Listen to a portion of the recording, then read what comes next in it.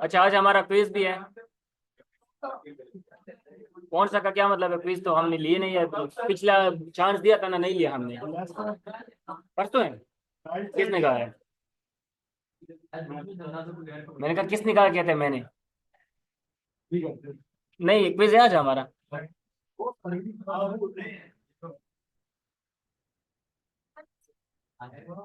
फिर क्विज कब है हमारा?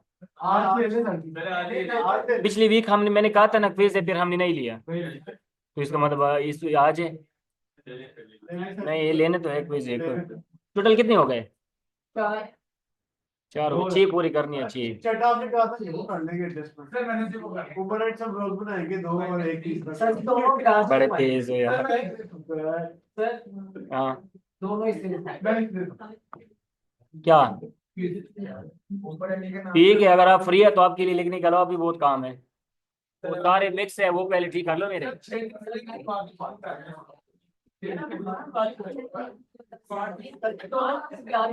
डिस्कशन की थी दो टाइप की फॉर्म की। एक हमारे पास है जेंगो फॉर्म। लैपटॉप वगैरह सारे बंद कर लो, इधर फोकस। एक हमारे पास है जेंगो फॉर्म, और एक हमारे पास थे जेंगो मॉडल फॉर्म। दोनों में फर्क ये था कि जेंगो फॉर्म में वो जो एग्जांपल दिया था, कितने लोगों ने आना है उतने लोगों की हमने तैयारी करनी है। ये आपने करना है जेंगो फॉर्म के हिसाब से। अगर आपने वहां से जेंगो फॉर्म के अंदर दो इनपुट बनाई है, फील्ड बनाई है दो। फॉर एग्जाम्पल, एक आपने बनाई है टाइटल के नाम से जो हमने बनाई है, एक हमने बनाई है ब्लॉग के नाम से। तो आपको जाके जिस टेबल के अंदर आपने उसको सेव करना है, उस टेबल के अंदर आके एज इट इस चीज को उतनी इस जगह और उसी नाम से लिखनी होगी, तब जाके वो उसके अंदर सेव हो जाएगा। जेंगो मॉडल फॉर्म के अंदर एक क्लास मेटा होता है। क्लास मेटा इंपॉर्टेंट है with respect to exam. Class meta का मतलब ये होता है कि आपने वो जेंगो फॉर्म खुद ये डिसाइड कर लेता है कि कितने डाटा आना था और कितना डाटा मैंने कहाँ पे सेव करना है। फील्ड वगैरह कैसे सेट होती है वो सारा कुछ हमने ऑलरेडी देखा था। आज जो हमारा काम है वो शायद आप लोगों को समझ ना आए, शायद, लेकिन वो मैं समझा भी नहीं सकता। ठीक है, उसके अंदर तीन इंपॉर्टेंट चीजें मैं बताऊंगा। ये चीज इस तरह से काम करते हैं और ऐसे होगा, क्योंकि पता है क्या, क्लाइंट कुछ भी कह सकते हैं। तो फॉर एग्जांपल, मुझे क्लाइंट ने कहा था कि मुझे लॉग इन साइन अप दिखा दे, डैशबोर्ड दिखा दे। आपको क्लाइंट ने कहा नहीं, मुझे साइन अप लॉग इन बनानी नहीं है, जैसे यूजर आए उसको सारे डैशबोर्ड दिखा दो। कुछ कहता है कि नहीं, मुझे डैशबोर्ड ही नहीं चाहिए, मुझे सारा डाटा होम पे दिखा दो। कोई कुछ कहेगा, कोई कुछ कहेगा। तो ये सारा कुछ लॉजिक है। ये मैं वन बाय वन सब नहीं समझाऊंगा और ना मैं समझा सकता हूँ। इसके लिए सिर्फ कौन सी चीज़ काम पे यूज होती है, कैसे यूज होती है, वो मैं आपको समझा दूंगा। मतलब क्या यूज होगी, लॉजिक लगाने के लिए हम क्या यूज करते हैं? If else. तो इफ एल्स आप एचटीएमएल के अंदर कैसे लगाओगे?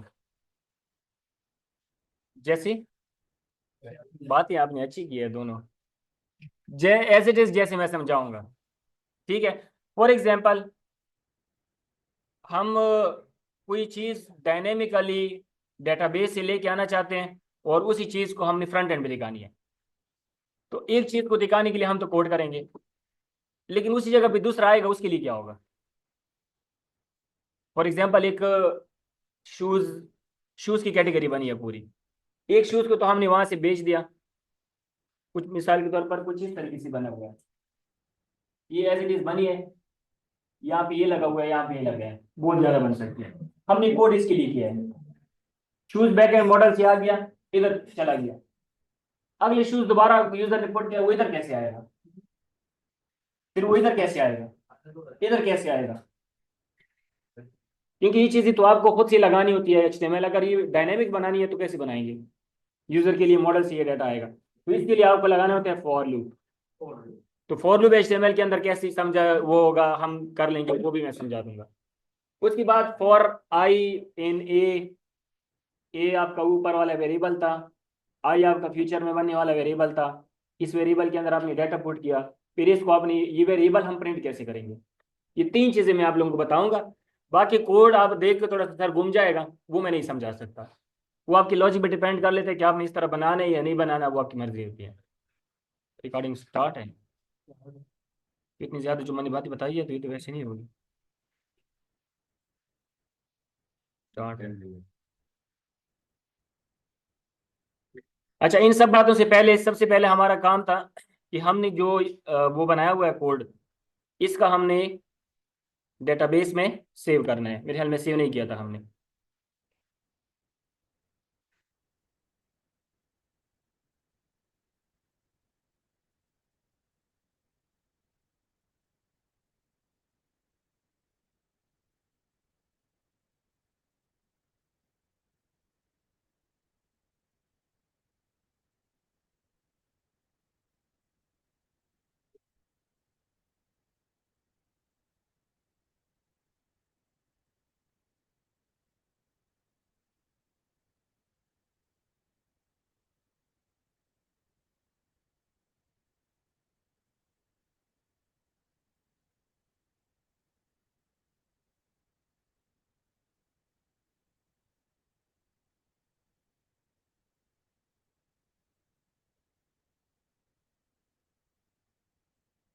अच्छा, तो हमारे फॉर्म का नाम क्या है?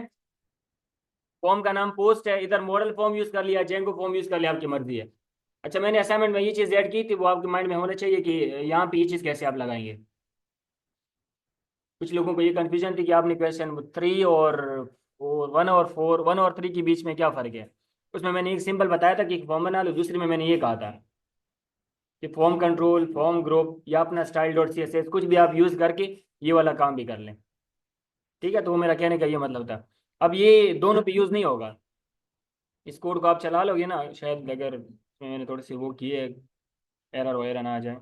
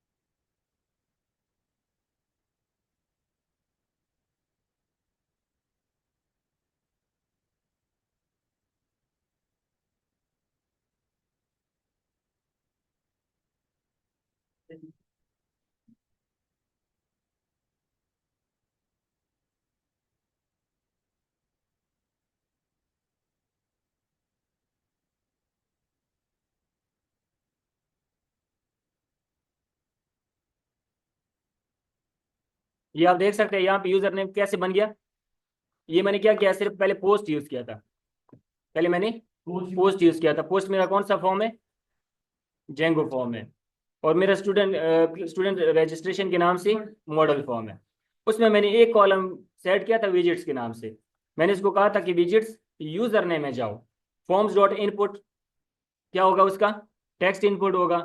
एटर्स उसकी सेट कर ली, क्लास फॉर्म कंट्रोल। तो अगर आप बूटस्ट्रैप में जाओगे ना, तो फॉर्म कंट्रोल का अगर आप क्लास चेक कर लोगे, बूटस्ट्रैप 5 में फॉर्म कंट्रोल है एक, और एक फॉर्म डैश ग्रुप्स है। इन दोनों के नाम से वहाँ पे क्लासेस है। तो उनको हम यूज़ करके आप देख लीजिए यूज़र नेम कहाँ से कहाँ चला गया। कंप्लीट इसने वेट ले लिया, यहाँ से लेकर यहाँ तक सारा। एज अ फ्रंट डेवलपर अगर आप इसके अंदर और चेंजेस करना चाहते हैं, तो आप एक और चेंजेस भी इसके अंदर कर सकते हैं कि आप यहाँ पे आ जाओ, home dot H T M L के अंदर ये फॉर्म बना हुआ है, ये वाला है। इसको फॉर्म के अंदर आपने बंद किया है, इसको कोई क्लास वगैरह सेट कर ले।